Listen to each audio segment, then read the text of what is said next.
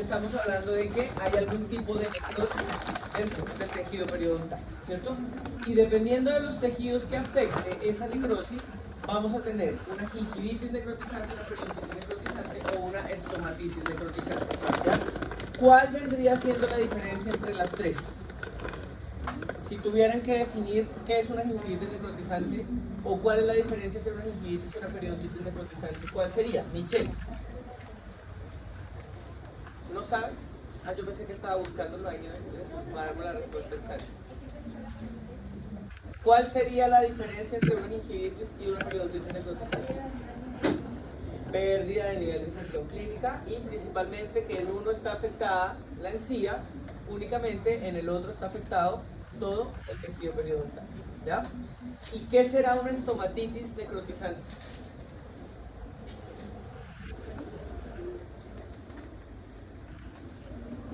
¿Qué se les ocurre? ¿Cómo?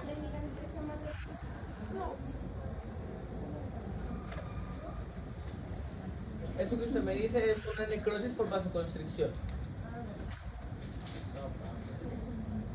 ¿Cómo? No. ¿Qué será una estomatitis necrotizante? Que afecta tejido más allá del periodonto, ¿cierto? Entonces puede estar afectado paladar, piso de boca, mucosa de los labios, de las mejillas, etc. ¿Ya? Entonces, así, de esta manera, se ven las enfermedades periodontales necrotizantes, ¿ya? Las enfermedades periodontales necrotizantes inician principalmente en la zona de la papila. ¿Por qué será que inician en la zona de la papila? ¿Qué creen ustedes? No. No. ¿La zona de qué? No, por aquí alguien dijo la respuesta. Porque la papila es la parte del periodonto donde hay irrigación terminal, ¿ya? Y por lo tanto, cuando hay un proceso de necrosis, los procesos de necrosis normalmente están asociados a isquemia, ¿cierto? Un tejido se muere, ¿por qué se muere un tejido?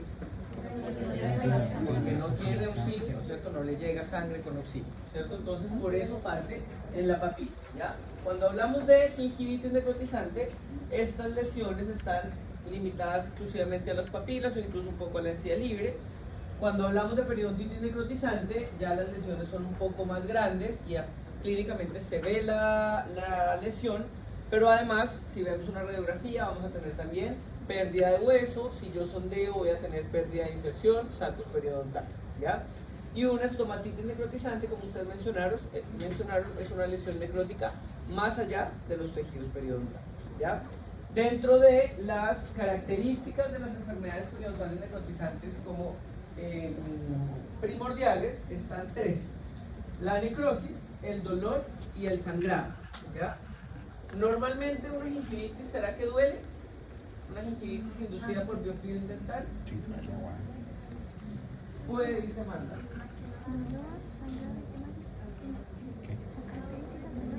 Claro, pero yo solo por tener la encía inflamada me va a generar dolor. Regularmente ni las gingivitis inducidas por biofilm dental ni las periodontitis van a doler, pero una gingivitis necrotizante sí genera dolor, es un dolor espontáneo, es un dolor severo.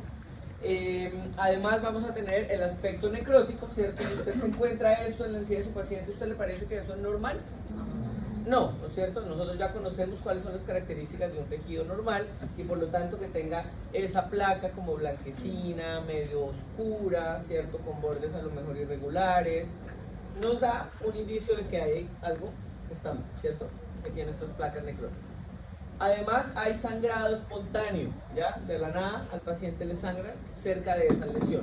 Bueno, además también hay otros factores como el mal olor o la halitosis y el compromiso de los ganglios linfáticos. Bueno, estas enfermedades, como son enfermedades agudas, al paciente se le genera linfoadenopatía, ¿ya? Porque son además enfermedades infecciosas. Bueno, entonces, las enfermedades periodontales necrotizantes están muy relacionadas con, si bien un desencadenante microbiano, también con factores inmunológicos del propio paciente, ¿cierto? Principalmente con factores de inmunosupresión. Por lo tanto, vamos a tener factores de riesgo que me van a predisponer a que se pueda desarrollar una enfermedad periodontal necrotizante, ¿sí? Y ahí entonces es en donde se clasifica en los pacientes que tienen un compromiso inmunológico severo o pacientes que pueden tener algún tipo de inmunidad disminuida de forma transitoria o más moderada por otro factor, ¿sí? ¿En qué casos vamos a tener pacientes que tienen una inmunosupresión severa? ¿Cómo? Pacientes con VIH. ¿Todos los pacientes con VIH? No. Ya, entonces acuérdense que hay que diferenciar qué es el VIH y qué es el SIDA, ¿ya? Un paciente VIH puede vivir su vida completamente normal mientras que esté tomando sus medicamentos y tenga un conteo de linfocitos TSD4 normal, ¿cierto? Que lo pueden lograr. El SIDA, que es la enfermedad producida por este virus y que se caracteriza porque hay una disminución del sistema inmune de los linfocitos CD4, es en donde voy a tener yo riesgo en este paciente, ¿cierto? Pacientes que tienen SIDA con un conteo de linfocitos CD4 menor a 200 o 200.000 unidades, ya, por litro de sangre.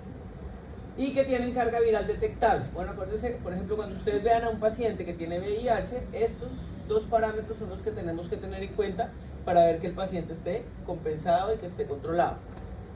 El conteo de los linfocitos CD4 y la carga viral, ¿ya? La carga viral es cuánto virus hay circulando en el cuerpo y normalmente un paciente que está controlado debe estar con algo que se llama carga viral indetectable, ¿ya? Es decir, que no hay un virus circulando por sí en el cuerpo, ¿ya? Pero obviamente eso se tiene que contrarrestar también con la cantidad de linfocitos CD4, ¿ya? Entonces, cuando ustedes tengan un paciente que tenga VIH, le pueden solicitar que le traiga su último examen de control para ver cómo está el conteo de CD4 y cómo está la carga viral, ¿ya? Hay otros factores que también me pueden generar inmunosupresiones severas, ¿cierto? Como otras enfermedades, malnutriciones, mismos medicamentos, aunque los medicamentos cuando generan inmunosupresión son controlados, ya los pacientes se los toman de forma controlada y no generan estos problemas tan graves, ¿ya? En los niños podemos también tener infecciones por VIH, por SIDA, pero también un sistema inmune disminuido por factores nutricionales, ¿ya? En Chile es poco común encontrar esto es más común encontrarlo, por ejemplo, en África, ¿ya? Y en países que son demasiado pobres. Bueno, en pacientes que pueden tener algún tipo de inmunosupresión transitoria pasajera, son pacientes que, por ejemplo, fuman, por ejemplo, no duermen bien, tienen anorexia, por ejemplo, y no se nutren bien, ¿ya? Entonces, eso puede generar algún tipo de inmunosupresión local que si le sumamos una higiene no tan buena, porque estas enfermedades periodontales también están asociadas a microorganismos, me va a generar que pueda el paciente sufrir algún tipo de esta lesión, ¿ya? Dentro de los microorganismos que están asociados a las enfermedades periodontales necrotizantes están principalmente las espiroquetas, ¿ya? Fusobacterium nucleatum, Treponema denticula principalmente. Bueno, son los microorganismos principales de estas patologías, ¿ya? ¿Cómo yo diferencio si un paciente está comprometido o no? Principalmente por la severidad de la lesión, ¿ya? Un paciente que no tiene una inmunosupresión severa y que se le generó una inmunosupresión transitoria porque fuma o porque está estresado, va a tener principalmente una gingivitis necrotizante, no una periodontitis, ¿ya? Las periodontitis necrotizantes están asociadas a inmunosupresiones muy avanzadas, ¿ya? Si me llega a mí un paciente y tiene una periodontitis necrotizante, no tiene ningún diagnóstico, yo podría sospechar de que el paciente tiene alguna patología que le esté generando inmunosupresión, ¿ya? Y de hecho, la mayoría de los pacientes que presentan periodontitis necrotizante son pacientes VIH positivo con estadio ya en sí, ¿ya? Menos de 200 linfocitos CD4, ¿ok? No así en la gingivitis. En la gingivitis puede ser un paciente sano, pero que fuma o que está muy estresado o ambas y le generó este proceso de inmunosupresión transitoria, ¿ok? ¿Se entiende? ¿Sí? ¿Preguntas sobre esto? Diga.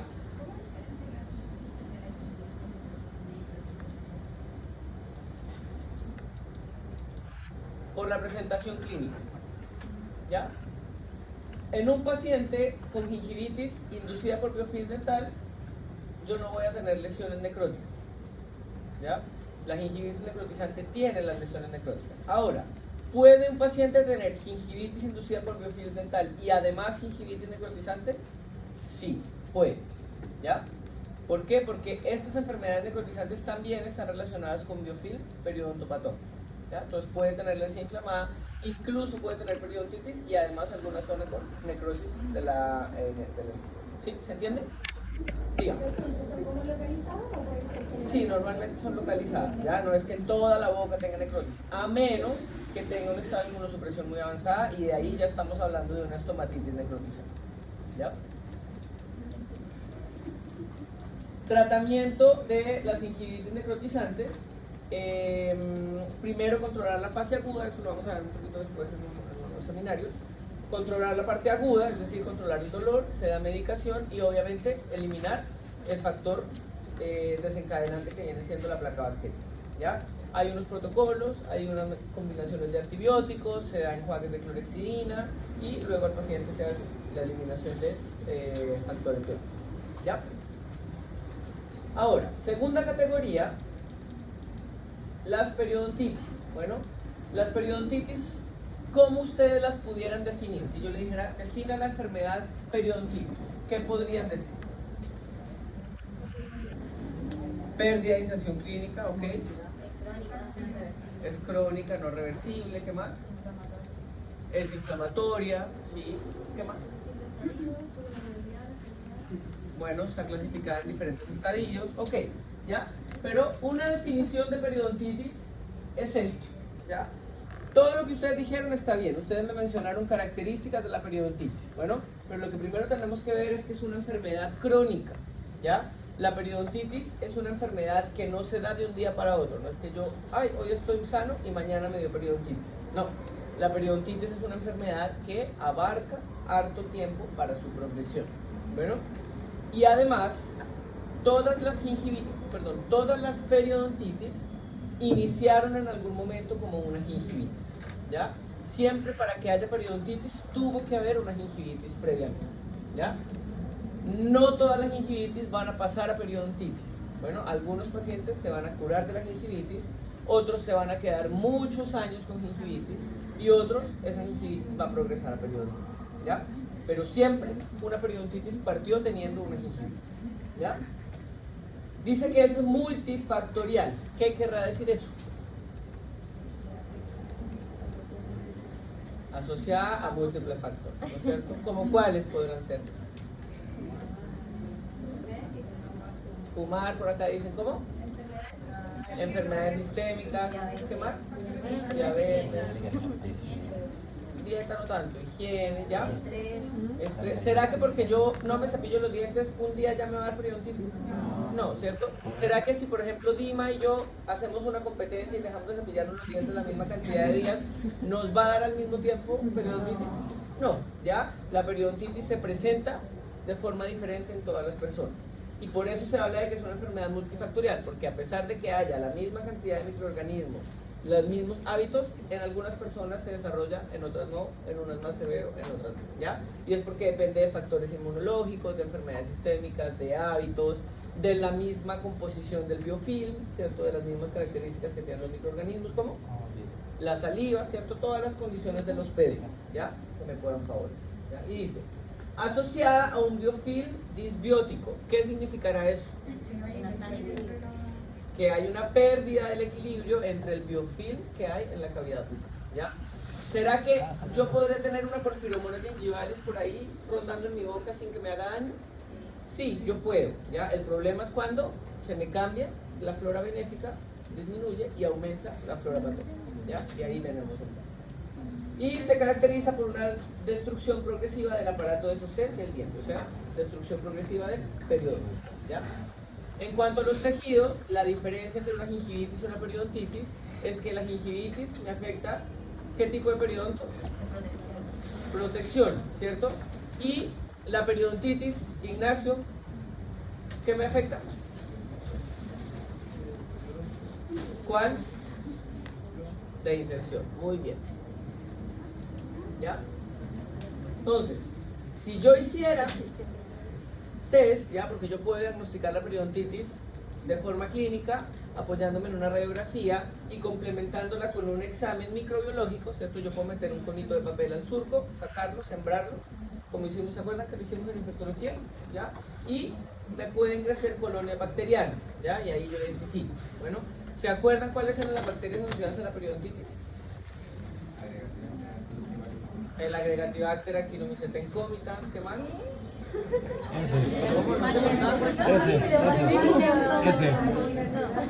Ese. ¿Cuál más?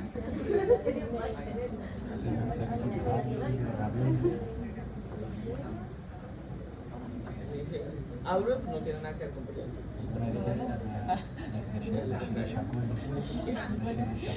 Streptococcus mutans no tiene nada que ver con periodontitis.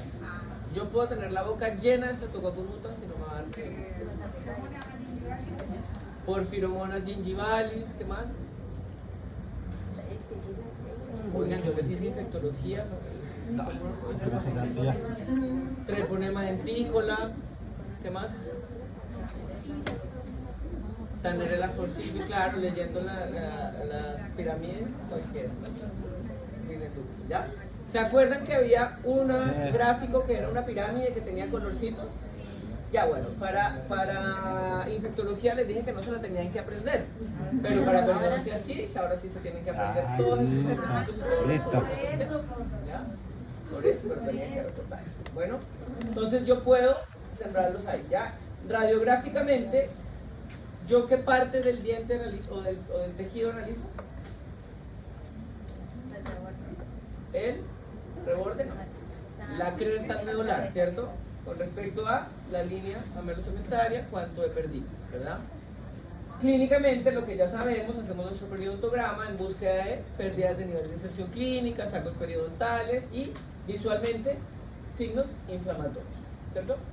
Y así yo voy al diagnóstico de periodontitis, ¿ya? ¿Cómo se define un caso de periodontitis? Es decir, ¿en qué caso, qué criterios yo tomo en cuenta para decirle a un paciente que tiene periodontitis?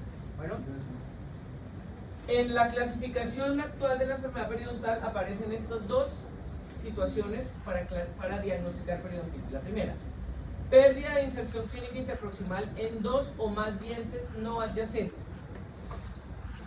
O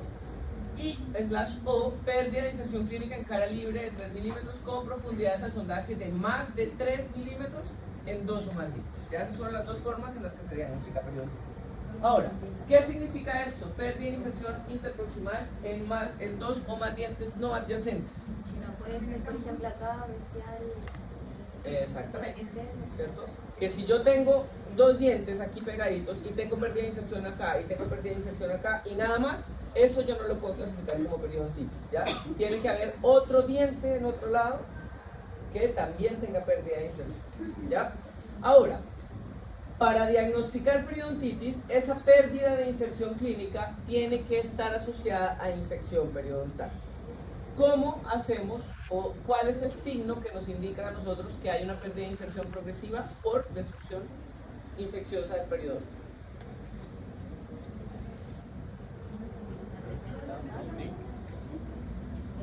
El NIC es la pérdida de inserción. El saco periodontal, ¿cierto? Entonces, esa pérdida de inserción clínica tiene que estar asociada a un saco periodontal, ¿ya? Si tengo una recesión gingival, no lo voy a diagnosticar como periodontitis. Si tengo lo que habíamos hablado, fracturas radiculares, no lo voy a diagnosticar como periodontitis porque esa pérdida de inserción es debido a la fractura, ¿ya? Etcétera, ¿ya? Entonces también hay que tener en cuenta estos 4 elementos que me indican a mí la presencia de periodontitis. Inflamación gingival, ustedes me dijeron, es una enfermedad inflamatoria, ¿cierto? Tiene que haber inflamación gingival. Pérdida de nivel de inserción clínica, tiene que haber pérdida de nivel de inserción clínica, si no, no hay una periodontitis en un periodonto intacto, eso no existe, ¿ya? Tiene que haber resorción ósea, obvio tiene que haber resorción ósea, aunque sea mínima, ¿por qué? Porque yo estoy hablando de una enfermedad que me está afectando el periodonto de inserción, es decir, uno de sus tejidos periodontal.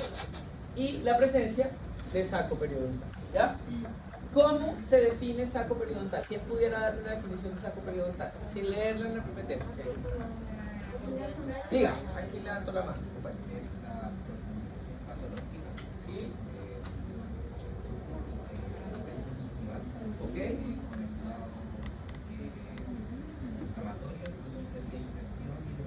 Exactamente, ¿ya?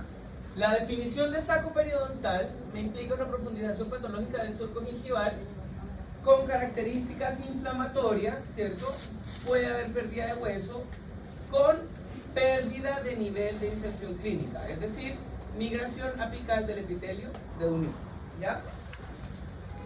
Regularmente definimos que un caso de saco periodontal es cuando tenemos una profundidad de 4 milímetros o más, ¿ya? Pero que tenga ¿qué? Características inflamatorias y pérdida de nivel de inserción. La mayoría de los casos sangre, ¿ya? La mayoría de los casos sangre, pero acordémonos que hay factores que hacen que no sangre, fumar o algunas patologías, ¿ya? Ok, entonces cuando ustedes en la clínica les pregunten qué es un saco periodontal, ustedes no vayan a decir, ah, es cuando mide 4 milímetros, ¿ya? Bueno, esta es la definición de saco periodontal, apréndanse. Bueno, pregunta de prueba, pregunta en clínica fija, eso siempre se los van a preguntar, ¿ya? Entonces, una vez yo ya defino mi caso como un caso de periodontitis, ¿cierto? Mi paciente tiene inflamación, pérdida de inserción clínica en más de 2 sitios no adyacentes y además en una cara vestibular tiene 4 milímetros, etc. Yo ya dije que tiene periodontitis. Tengo que ponerle todos los apellidos, así como pasaba con la gingivitis, ¿cierto? Y los apellidos de la periodontitis son 3. El estadio, la extensión y el grado, ¿ya? Toda periodontitis tiene que llevar esos apellidos. Bueno, entonces, el estadio a mí me indica ¿qué cosa? La severidad. ¿Cómo? No necesariamente. ¿Qué digo por aquí? La severidad, es decir, si la periodontitis que tiene mi paciente es leve, es moderada o es severa. ¿Ya? Básicamente eso. Solo que yo en vez de decirle moderada o severa, digo estadio 1, estadio 2, estadio 3, estadio 4. La extensión, ¿qué me dice? Si es localizado, si es generalizado, ¿cierto? Si está en unos pocos sitios, si está muy distribuido, ¿ya? Y el grado, la progresión, o sea, qué tan rápido avanza la periodontitis, ¿cierto? Así se define la periodontitis, ¿ya? Entonces, los estadios principalmente van a depender de la pérdida de nivel de inserción clínica, luego de la refusión ósea, luego de la profundidad del sondaje, y los grados van a depender de todas las características que yo tome para definir qué tan rápido ha avanzado la periodontitis. Ya vamos a ver todo. Bueno, la extensión depende del porcentaje de dientes afectados. ¿Se acuerdan que aquí era lo que yo les decía, que no lo confundieran con la gingivitis? Ya, porque en la gingivitis depende del porcentaje de sangrado de todos los sitios. Aquí, en la periodontitis, depende del porcentaje de dientes que están afectados con pérdida de inserción y saco periodontal, ¿ya? De 1 a 29% es periodontitis localizada, 30% o más es generalizada, ¿ya? En verdad, si me da 29,9, todavía localizada, ¿ya? Desde 30 en adelante ya es generalizada. Bueno, y además existe otro patrón de extensión que es el patrón incisivo molar, ¿ya? Pero ese no lo vamos a manejar tanto. Bueno, porque esas periodontitis que tienen un patrón incisivo molar son periodontitis que son más de complejidad de posgrado, de especialidad, ¿ya? Porque son periodontitis que avanzan más severo. Ahora, ustedes en su clínica lo van a diagnosticar como localizado o generalizada, y en el caso de que haya algún paciente que tenga una periodontitis con patrón incisivo molar, ahí con la ayuda del periodoncista lo van a ver, ¿ya? ¿Qué característica tiene una periodontitis con patrón incisivo molar? Que afecta solo incisivos y primeros molares, ¿ya? Bueno, eso es una periodontitis con patrón incisivo molar. Pero quedémonos con localizada y generalizada, ¿ya? Ahora, esta tablita está en el paper original de la clasificación de la enfermedad periodontal. Bueno, por favor, fíjense y cuando estudien y quieran justificar sus casos, háganlo frente a esta tabla. ¿Ya? ¿Por qué? Porque hay muchas tablas, resúmenes, compañeros, el libro de que sobrevive a la clínica, que no sé qué, y tienen una información que a veces no es tan buena, como por ejemplo que aquí dice que el estadio 4 tiene un 8, nada que ver. El estadio 4 también parte desde 5 milímetros, ¿ya? Hay otras que dicen que el parámetro para determinar el estadio es el saco periodontal, la profundidad del sondaje. No, no es la profundidad del sondaje, ¿ya? Las tablas están hechas así para que cuando se analice se tome desde la primera línea como el parámetro principal. Por eso para el estadio el parámetro principal que nosotros vamos a ver es la pérdida de nivel de inserción clínica interproximal. ¿Ya? Vamos a tener un estadio 1 cuando es 1 o 2 milímetros, un estadio 2 cuando es 3 o 4 milímetros, y si tengo 5 milímetros o más ya lo clasifico en un estadio 3 o 4 dependiendo de otras características. ¿Ya? Y de ahí para abajo solamente me pueden modificar ese estadio que yo di con base en el nivel de inserción clínica, ¿ok? Pero me lo modifican para peor, ¿ya? No es que me dio un estadio 3, pero como tiene una pérdida en el tercio coronal, entonces lo bajo a estadio 1, ¿ya? Si es estadio 3, ahí se queda en estadio 3, o podría pasar a estadio 4, ¿ya? Nunca se va de vuelta, ¿ok? Lo mismo pasa con el grado. Entonces, ¿qué factores me van a diferenciar? Aquí lo más complicado que puede ser es diferenciar entre el estadio 3 y 4, ¿cierto? Porque tienen el NIC igual, 5 milímetros. Entonces ahí yo tengo que empezar a mirar factores. El primer factor que voy a ver es la pérdida de dientes asociada a enfermedad periodontal, ¿ya? En el estadio 3 voy a tener hasta 4 dientes perdidos por enfermedad periodontal. Tienen que ser por enfermedad periodontal. Si los perdió por caries, no los voy a contar acá, ¿ya? ¿Cómo sé que el paciente perdió los dientes por enfermedad periodontal? Le pregunto, ¿cierto? Hago una buena anamnesis, probablemente el paciente no se acuerda si lo diagnosticaron o no, la mayoría de los casos sí, pero el paciente sí o sí se acuerda cuando un diente se le soltó, ¿ya? ¿Por qué? Porque marca la vida que a uno de repente un diente se le suelta y se le salga porque se soltó, ¿ya? Entonces los pacientes siempre se van a acordar de eso. Ah, sí, ese diente me lo sacaron porque se me soltó. No, y estaba buenecito de la nada. Se lo van a decir los pacientes, ¿ya? Entonces, si perdí dientes por periodontitis, ya, si perdí 5 dientes o más, ya es un estadio 4, ¿ya? Además, hay otros factores que también me pueden agravar el estadio, ¿cierto? Como por ejemplo, las lesiones de furca, ¿ya? Si yo, por ejemplo, tengo estadio 2, porque tengo profundidades de sondaje, pérdidas de nivel de inserción de 3 y 4 milímetros, pero mi paciente tiene lesiones de furca grado 2 o grado 3, eso me lo va a agravar al estadio 3. ¿Sí? ¿Se entiende? La característica principal también del paciente con una periodontitis a estadio 4 es que necesita una rehabilitación importante, porque ha perdido dientes, hay colapso oclusal, hay desplazamiento de los dientes, abanicamiento de los dientes, y por lo tanto la rehabilitación que él necesita es compleja, ¿ya? Necesita levantar dimensión vertical, necesita estabilizar oclusión, estabilizar contactos, probablemente va a usar una prótesis de trabajo, después pasar a otra, etc., ¿ya?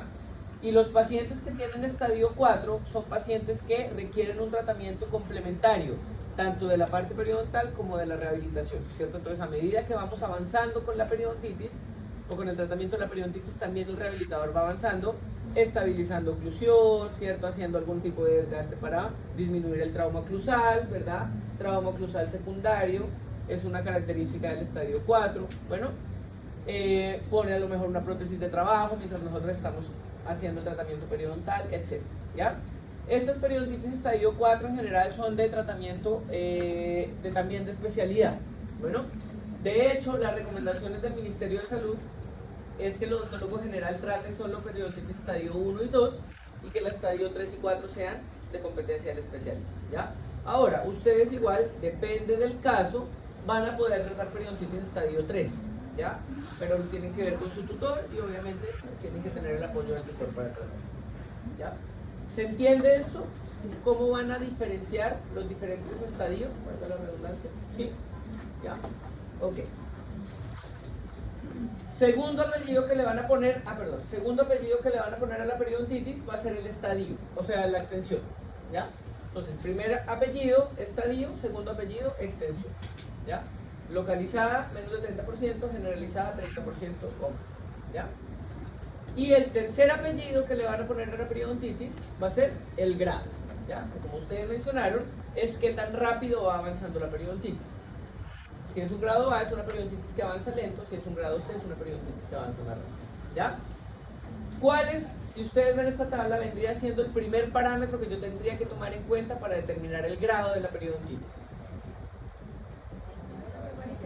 El primero que está ahí, ¿cierto? Entonces dice ahí, evidencia de progresión directa de la reabsorción ósea marginal en un periodo de 5 años. ¿Podré yo hacer eso con todos mis pacientes? No, poco probable, porque para eso yo tendría que tener un registro radiográfico de 5 años para atrás para compararlo con el de ahora, ¿ya?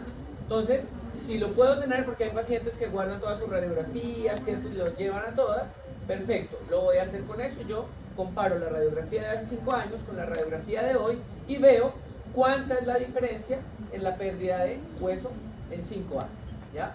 Obviamente en un paciente que no se ha tratado o que se trató y no se fue a las mantenciones, etc. ¿Ya? Si no tengo eso, voy a pasar a la segunda línea, que dice porcentaje de reabsorción ósea marginal sobre la edad, ¿ya?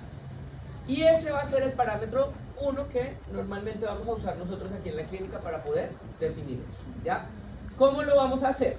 Entonces ustedes van a tomar su radiografía y van a hacer un cálculo de cuánto porcentaje de hueso ha perdido el diente con peor pronóstico, pero que no tenga indicación de exodo.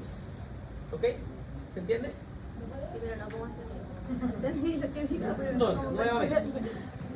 yo antes de hacer esto, obviamente yo tengo hecho mi periodontograma, ¿cierto? En mi periodontograma voy a ver cuál es el diente que tiene más pérdida de nivel de inserción clínica, ¿cierto? Me tengo que fijar que ese diente, que es el que más pérdida de nivel de inserción clínica tiene, no tenga indicación de exodoncia, es decir, después vamos a ver qué factores me indican que un diente tiene un mal pronóstico y hay que sacarlo, pero depende de la movilidad, de la oclusión, de la posición, de la profundidad del sondaje, etc. ¿Ya? Si es un diente que yo voy a tratar, yo voy a mantener, a ese diente yo le calculo cuánto porcentaje de hueso ha perdido. ¿Ya? Lo puedo hacer de forma como, no adivinando, como calculando, observando, sí, podría hacerlo porque yo puedo ver cuánto es la mitad y de ahí ver hasta cuándo, ¿ya? Pero lo ideal es que lo hagamos de forma objetiva. Entonces, ¿qué voy a hacer? ¿Alguien no tendrá un plumón de pizarra? Ay, Julia, no pasa para la...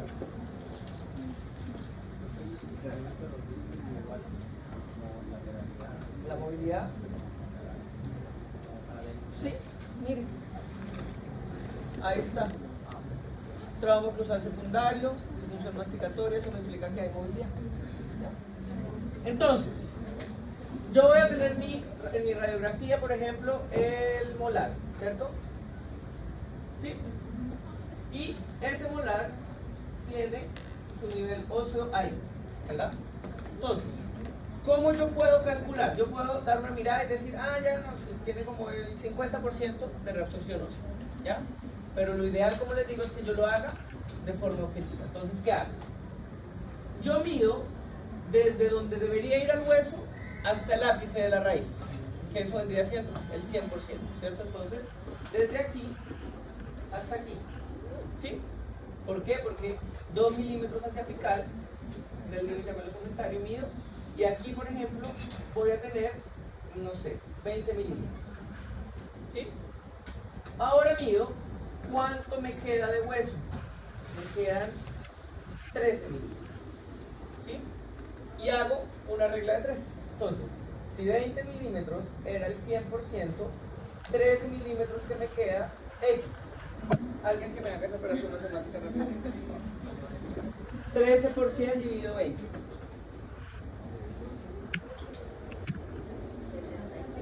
65%. O sea, este diente todavía le queda el 65% de hueso. Entonces, a 100 le resto 65. ¿Cuánto es?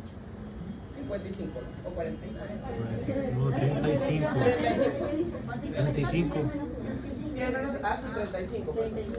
Entonces, ese diente ha perdido el 35% del hueso. ¿Se entiende? Sí, ya. Y ese 35% yo lo voy a dividir por la edad que tiene mi paciente. ¿Cuántos años quieren que tenga este paciente? 20 años. Divídame ahora 35 en 20, Melissa, por favor. Como ya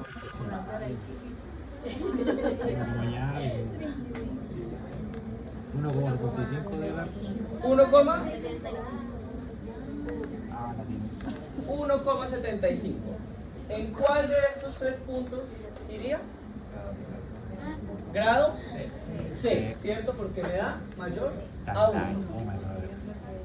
¿Les parece coherente que un paciente de 20 años tenga un 35% de hueso perdido? Entonces esto me quiere decir que está avanzando muy rápidamente, ¿cierto? Ahora, si este paciente no tiene 20 años, tiene 64, divídame 35 en 64.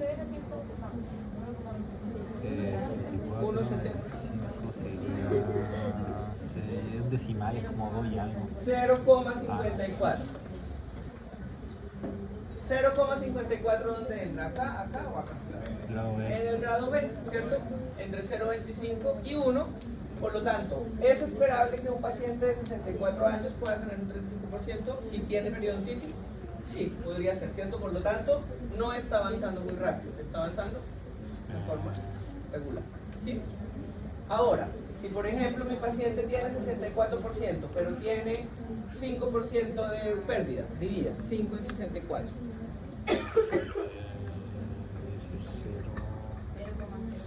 0,07 es menor a 0,25. Sí, por lo tanto, a los 64 años un paciente que tiene periodontitis solo ha perdido el 5% en su diente con más pérdida de inserción. Me quiere decir que está avanzando muy lento la periodontitis. ¿Se entiende el ejercicio? ¿Sí? Ya, muy bien. Entonces, eso es lo que ustedes van a hacer, ¿ya? Y además, después de que determinan el grado, lo mismo que pasaba con el estadio, de aquí para abajo me puede empeorar el grado, ¿ya? Esta parte del fenotipo tiene mucha relación con la pérdida ósea. ¿Por qué? Porque el fenotipo, que es el factor desencadenante, la placa bacteriana, si un paciente tiene mucha placa bacteriana, yo debería esperar que tuviera mucha destrucción, o si tiene poquita placa bacteriana, debería esperar que tuviera poquita destrucción, ¿ya? Pero si tiene poquita placa y tiene mucha destrucción, eso me quiere decir que aunque tenga poquita placa, la enfermedad está avanzando muy rápido, ¿ya? Entonces es concordante con eso.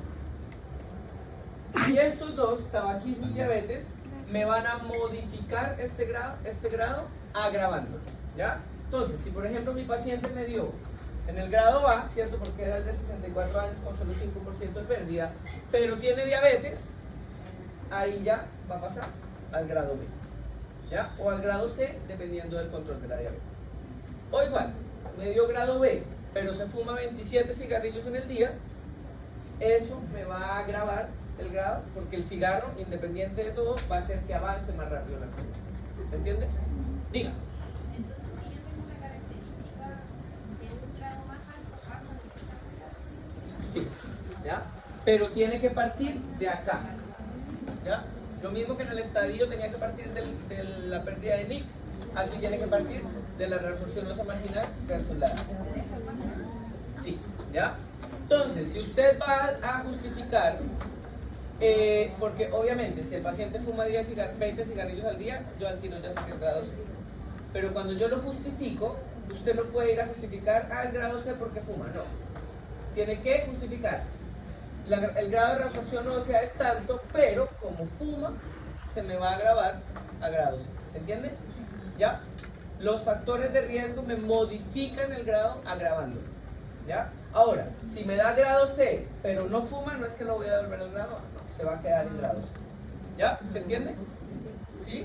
Entonces, tampoco pueden diagnosticar al tiro grado A porque no fuma ni tiene diabetes sin haber hecho ese ejercicio, porque puede que sea grado C por la reabsorción ósea versus la A. ¿Se entiende? ¿Sí? Diga. ¿Qué era lo que se dividió con el grado? El porcentaje de reabsorción ósea. ¿Ya? Es decir, cuánto hueso ha perdido mi paciente. ¿Sí? Que usted lo calcula midiendo de aquí a aquí, luego mide, puede medir esto, y ahí hace la regla de 3. ¿Sí? Chicos, ¿preguntas sobre esto? ¿No? Probablemente cuando vean en la clínica la radiografía y hagan el ejercicio, ahí va a quedarles otra vez un poquito más claro, ¿ya? Los profes para eso están en la clínica. Cuando vayan a hacer ese cálculo, vayan y le dicen al periodista, doctor, ¿me puede enseñar? ¿Me puede decir si está bien, corregir, etc.? ¿Ya? Bueno, ya. Ahora, esto es un poquito adelantándonos a lo que es tratamiento, porque ustedes espero que pronto empiecen a tratar a sus pacientes, antes de incluso la unidad de tratamiento que vamos a ver acá. Pero quiero que sepan que es importante que el tratamiento de las enfermedades periodontales principalmente es no quirúrgico mecánico, ¿ya? Es decir, me involucra motivación, instrucción de higiene oral, pulido coronario, profilaxis, destartraje, pulido radicular, y con eso la mayoría de las periodontitis se estabilizan, ¿ya? Hay un porcentaje mínimo de periodontitis que aún con eso todavía no se estabiliza, y ahí uno tiene que entrar a ver opciones, ¿ya? En cuanto a cirugías, en cuanto a complementos de tratamiento como medicamentos, ¿ya? Hay algunas patologías periodontales que establecen el complemento de un antibiótico. Bueno, antes, cuando existía la otra clasificación, había un diagnóstico que si era ese diagnóstico sí o sí había que darle antibiótico, ¿ya? Ahora hay que analizar mejor el caso. Bueno, pero regularmente los pacientes que tienen estadios 4 grado C o estadio 3 grado C sobre todo, son pacientes a los que igual uno debería complementarlos con antibióticos, ¿ya? Y a veces, dependiendo también del caso, uno sabe antes de, o cuando está planificando el tratamiento, que va a tener que igual complementarlo con cirugía, por ejemplo, ¿ya? Cuando hablo de cirugía o tratamiento periodontal quirúrgico, me refiero a que hay que levantar un colgajo para limpiar, pero con la encía destapada, ¿ya? Para poder ver bien la raíz y raspar, ¿ya? ¿Preguntas con respecto al diagnóstico de periodontitis? ¿No? Ya. Tercera categoría del grupo de periodontitis, las periodontitis como manifestaciones de enfermedad sistémica, ¿ya? Y aquí, esta categoría, la verdad es que, bueno, primero es una categoría que deben conocerla, pero probablemente no vayan a tratar pacientes de esta categoría, ¿ya? ¿Por qué? Porque estos pacientes de esta categoría regularmente tienen periodontitis muy avanzadas, y es porque no es una periodontitis común en la que hubo biofilm, disbiosis, etcétera, sino que el paciente tiene una enfermedad cuya característica de la enfermedad hace que se presente la periodontitis, ¿ya? Aún cuando haya poquita placa bacteriana, ¿ya? Por ejemplo, pacientes que tienen síndrome de Down, que tienen deficiencias de la adhesión leucocitaria, síndrome de Chiari-Higashi, etcétera. Hay una cantidad grandísima, ¿ya?, de enfermedades que dentro de sus características tienen la presencia de periodontitis, ¿ya? Y ahí es donde van a entrar esa categoría, ¿ya? Como les digo, poco probable que vean ustedes a un paciente aquí en la clínica al menos con esto, ¿ya? Pero no quiere decir que el paciente igual no tenga las mismas características. También va a tener pérdida de inserción, tiene inflamación, saco periodontal, etcétera. Pero esa destrucción periodontal se dio debido a muchos factores y mediadores inflamatorios y diferentes elementos que están circulando de manera sistémica debido a la patología sistémica de base que tiene el paciente, ¿ya? Que regularmente son síndromes, bueno, síndrome de Down, Chiari-Higashi, etc., ¿ya? Papillon Lefebvre, ahí está, bueno, factores genéticos, enfermedades con factores inmunológicos, ¿ya? ¿Preguntas? Por ahora no, dice yo. Bueno, si les surgen preguntas, anótenlas para la próxima clase y las resuelven, ¿ya? La próxima semana, vamos, creo que con eso terminamos ya en la unidad de clasificación. Sí. Vamos a ver las últimas dos categorías que son otras condiciones que afectan el periodonto y perimplanto, ¿ya?